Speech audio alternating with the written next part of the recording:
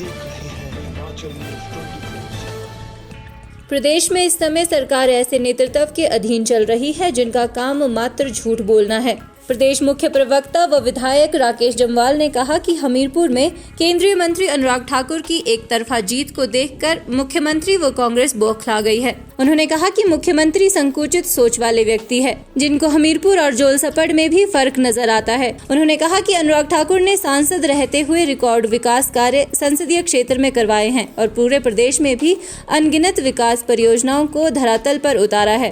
तौर पर भारतीय जनता पार्टी की ये योजना है कि आने वाले समय में मोदी जी ही देश के प्रधानमंत्री बनेंगे। भारतीय जनता पार्टी ने ये घोषित किया है, तो मोदी जी के नाम पर ही चुनाव लड़ेंगे जिनको भारतीय जनता पार्टी ने प्रधानमंत्री पद का प्रत्याशी घोषित किया है। पिछले 10 वर्ष भी उन्होंने काम किया है और आने वाले 5 वर्षों का भी एक रोड मैप मोदी जी ने तैयार किया है।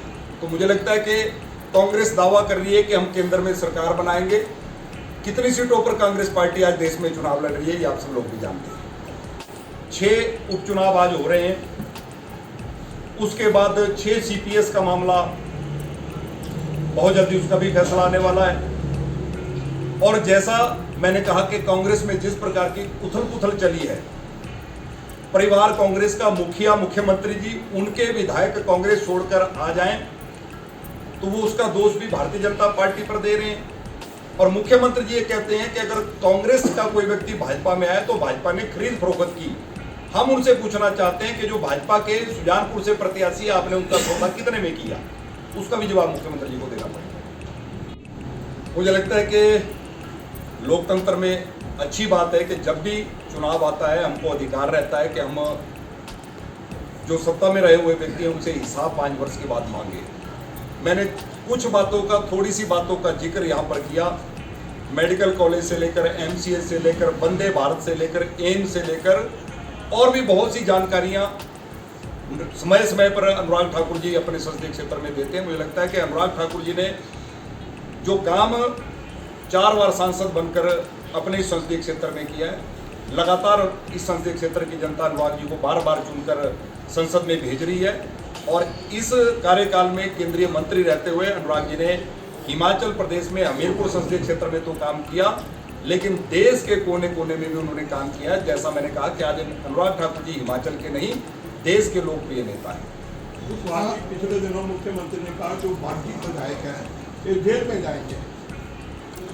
मुझे लगता है कि मैंने पहले भी इस बात का जिक्र किया था, संवैधानिक पद पर बैठे हुए व्यक्ति को इस प्रकार की बात कहना जो है वो शोभा नहीं देता। अगर उनके पास कोई प्रूफ है कि खरीद फरोख्त हुई है तो उनके खिलाफ तुरंत मुकदमा करें और उनकी गिरफ्तारी करें। मात्र जनता में जाकर झूठ बोलना, इन 6 विधायकों ने हाई कोर्ट में उनके खिलाफ मुकदमा भी किया है, उनको नोटिस भी हुआ है।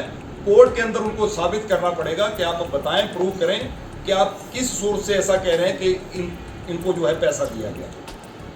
मैं इसीलिए कह रहा हूं कि प्रदेश के मुख्यमंत्री और संवैधानिक पद पर बैठे हुए व्यक्ति को वही बात कहनी है जो जिसके प्रमाण उनके पास हो। राकेश जम्वाल ने कहा कि हिमाचल के मुख्यमंत्री सुखविंदर सिंह सुक्खू के पास अपने किए गए कुछ काम दिखाने को नहीं है, इसलिए हमीरपुर संसदीय क्षेत्र में डॉक्टर राधाकृष्णन राजकीय मेडिकल कॉलेज की स्थापना पर गलत बयान दे रहे हैं। उन्होंने कहा कि आज मुख्यमंत्री दूसरों के किए गए काम कॉलेज की स्थापना का श्रेय लेना चाहते हैं। संवैधानिक पद पर बैठे व्यक्ति को इस तरह से गलत बयान देकर जनता को गुमराह नहीं करना चाहिए।